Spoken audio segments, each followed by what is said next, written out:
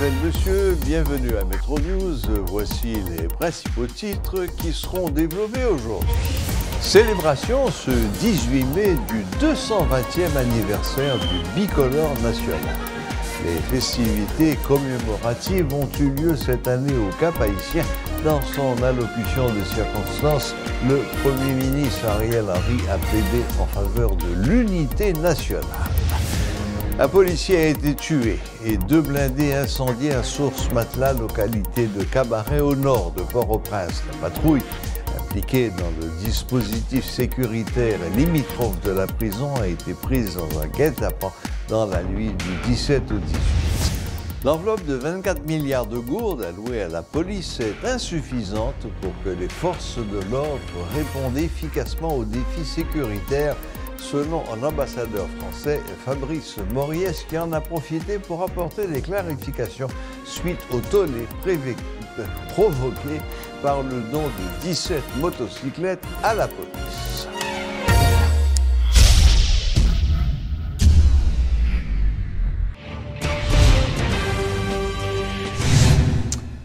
Accompagné des membres de son gouvernement, des autorités du Grand Nord et de l'État central, le Premier ministre Ariel Henry a participé à la célébration du 220e anniversaire du bicolore qui s'est déroulé cette année au Cap-Haïtien.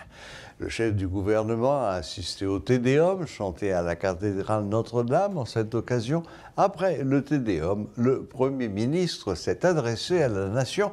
Dans son discours de circonstance, il a fait remarquer que 2023 est une année déterminante pour les Haïtiennes et Haïtiens qui réalisent encore plus qu'avant qu'il est urgent de renforcer les institutions afin qu'elles jouent leur rôle. Suivez ce reportage de Rudolph Pierre-Louis.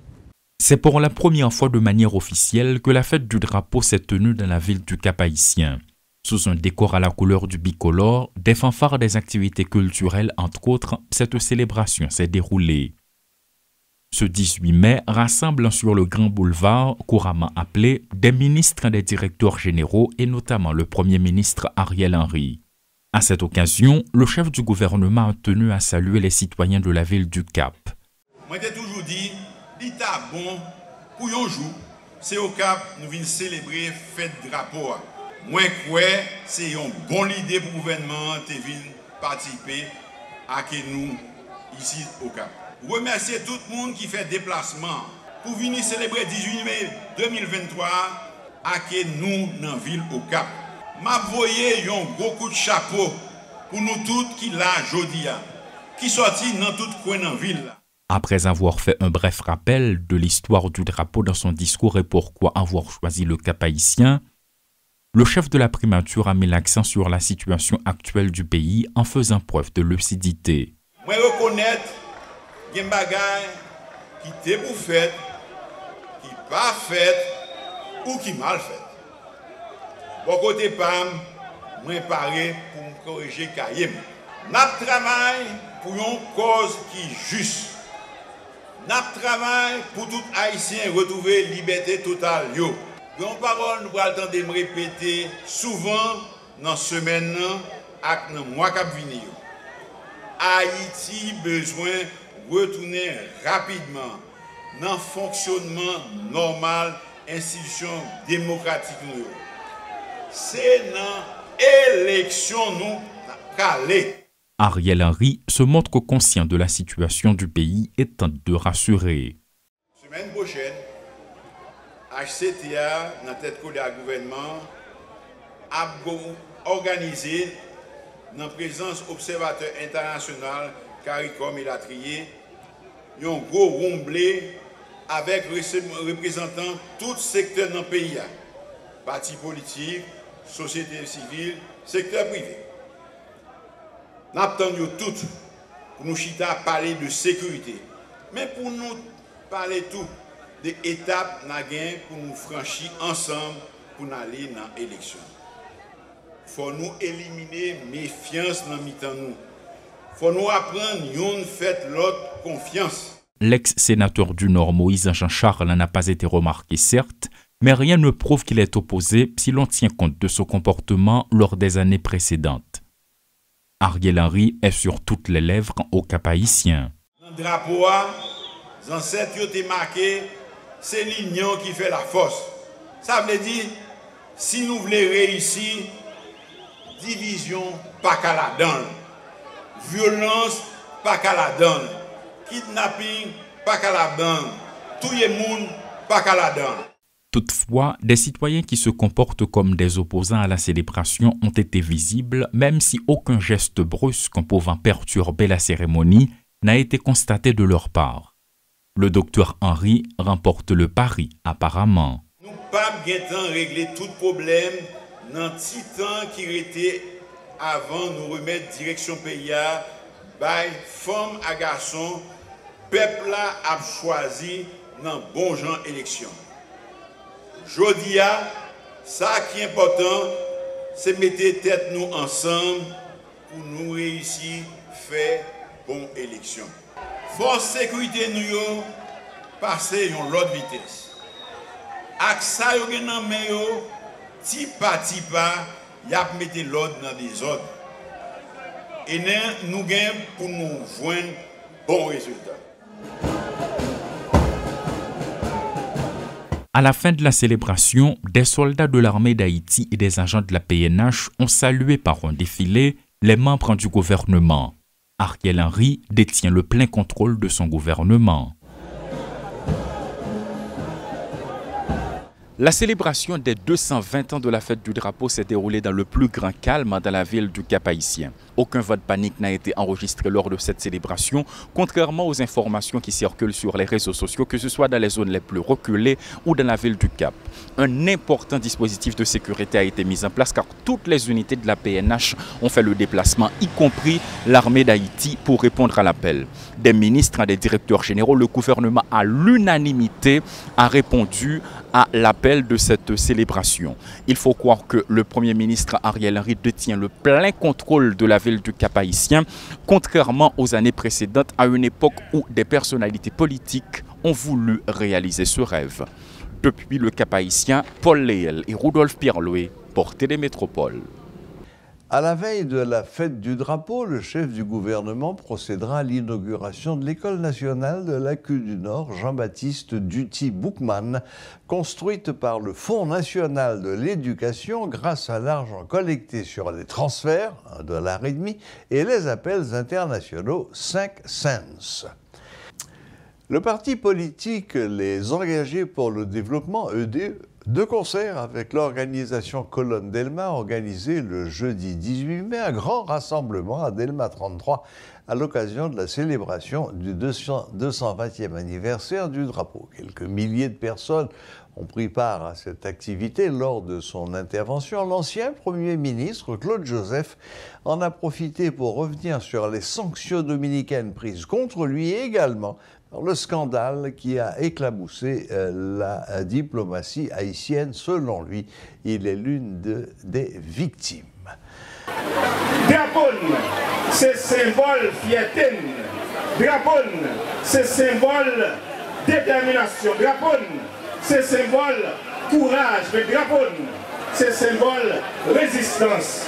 Résistance face à l'oppression. Résistance par rapport à ton système qui te chita sous esclavage, un système raciste, un système qui te chita sous colonialisme. Donc, création de la POSA, 18 mai 1803, unité ça, prend nous une gros date, c'est 18 novembre 1803. 18 novembre 1803. Ancêtres nous mettez ensemble, l'armée indigène, les mettez ensemble pour bailler l'armée napoléonienne pour bois calé.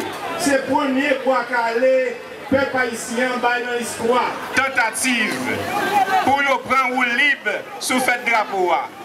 Même si il y a une tentative pour nous déplacer de Arcaïe à l'autre zone.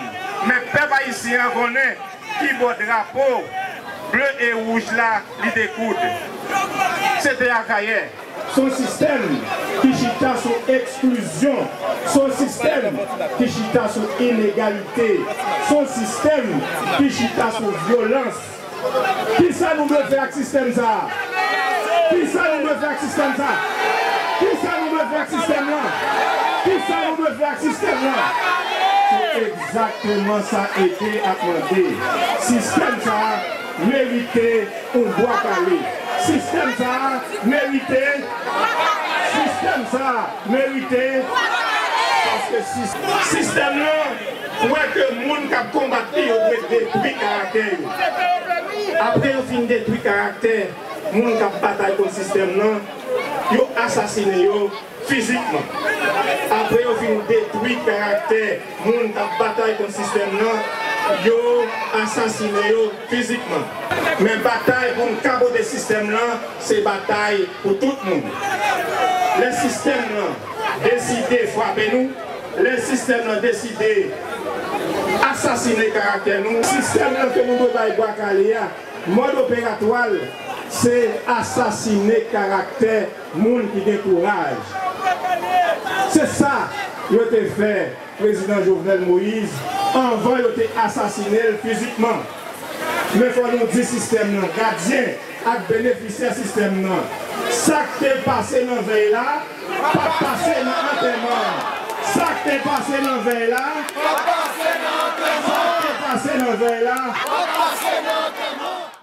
Les forces de l'ordre ont essuyé le week-end écoulé un revers dans la lutte contre les gangs. Un policier a été tué, 2 blindés incendiés à Source-Matelas, localité de Cabaret au nord de Port-au-Prince. La patrouille, impliquée dans le dispositif sécuritaire limitrophe de la prison, a été prise dans un guet-apens dans la nuit du 17 au 18 mai. Les 2 blindés ont été pris dans le même piège installé sur une barricade.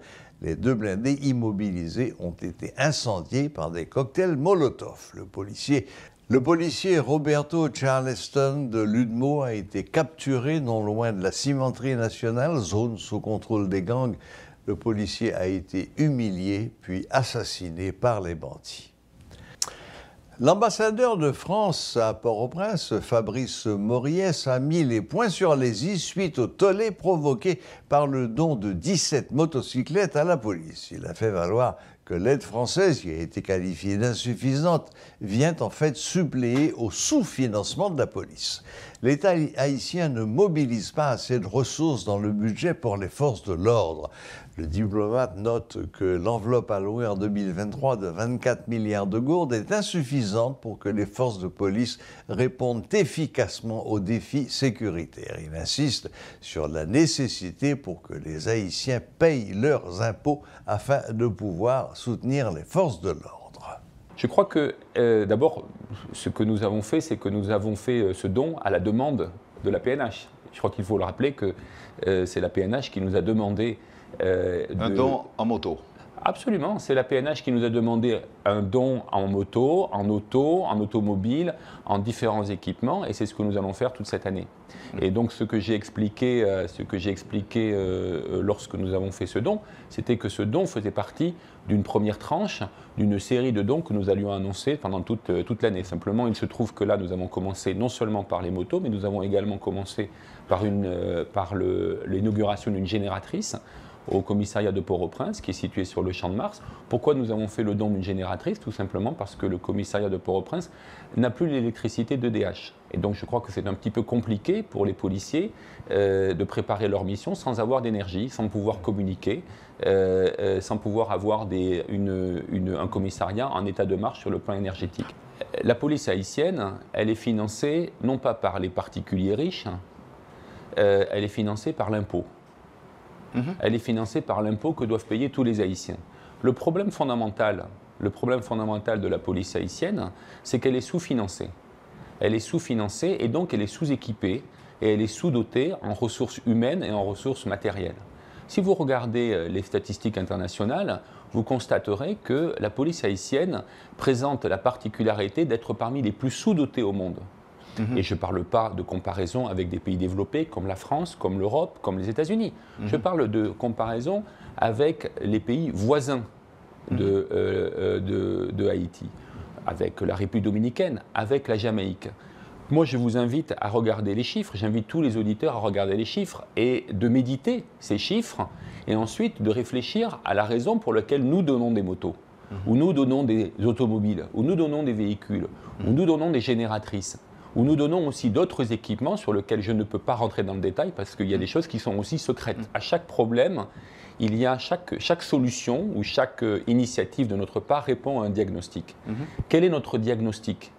Et je me permets d'insister là-dessus parce que j'entends beaucoup de commentaires qui ne partagent pas ce diagnostic. Moi, je vais vous dire quel est notre diagnostic. Notre diagnostic, c'est que la PNH, aujourd'hui, souffre d'un problème capacitaire. Elle n'est tout simplement pas assez nombreuse et pas assez équipée pour faire face aux crimes organisés, aux gangsters et à l'ensemble des troubles à l'ordre public ici en Haïti et en particulier dans la région métropolitaine de Port-au-Prince. Cette analyse, qui est un problème capacitaire, nous le basons sur des éléments qui sont objectifs, des éléments chiffrés. Ces éléments chiffrés, quels sont-ils ? Moi, je me base par exemple sur ce qu'a dit la représentante spéciale des Nations Unies, Madame Salvador, au dernier Conseil de sécurité, qui nous explique qu'il y a 13 000 policiers sur l'ensemble du pays. Et ça, c'est un effectif théorique, parce que ce sont les 13 000 policiers qui sont payés par le ministère des Finances. Et en fait, il y en a 9 000. Donc déjà, il y a un écart entre les policiers effectifs, qui font des tâches policières, et ceux qui sont effectivement sur les fiches de salaire. On peut se poser les questions pour savoir pourquoi il y a un tel écart. Mais admettons ce chiffre de 9 000. Ce chiffre de 9 000, si on le rapporte à la population, on arrive à un taux d'à peu près 0,7 policiers par 1000 habitants.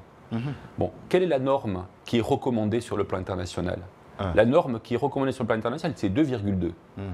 Donc 0,7, 2,2. Ça, c'est la norme. Quelle est la norme ? Quel est le chiffre en République dominicaine ? 3,1. Quel est le chiffre en Jamaïque ? 3,7. Donc nous sommes dans une situation où en Haïti, il y a 4 à 5 fois moins de policiers par habitant qu'en République dominicaine ou en Jamaïque. Donc les raisons de l'insécurité, elles sont là, elles sont fondamentalement là. Et ça nécessite quoi ? Ça nécessite un effort de tous pour refinancer.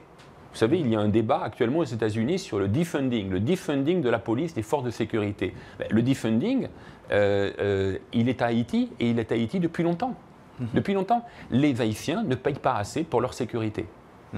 Tous, collectivement. Ce n'est pas la faute de tel ou tel. Je ne jette pas la pierre sur tel ou tel. C'est aussi la faute de la communauté internationale. Nous-mêmes, nous avons fait des erreurs.